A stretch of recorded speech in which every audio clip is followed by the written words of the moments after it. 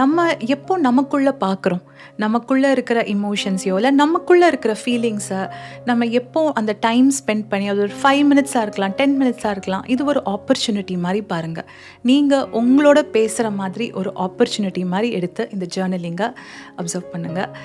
சொல்லுவாங்கள்ல, நம்ம நம்ம மனசில் வந்து எத்தனையோ கேள்விகள் இருக்கலாம்.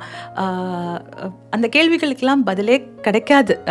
நம்ம யார்கிட்ட கேட்டாலும் புலம்புனாலும் சில கொஸ்டின்ஸ்க்கு ஆன்சரே இருக்காது. ஆனால் நான் அப்சர்வ் பண்ண ஒரு விஷயம் வந்து, ஜேர்னலிங் செய்யும் பொழுது அந்த கேள்விகளுக்கான ஆன்சர்ஸ் வருதா வரலையா, அந்த அந்த ஒரு இதுக்குள்ளேயே நம்ம போகமாட்டோம்.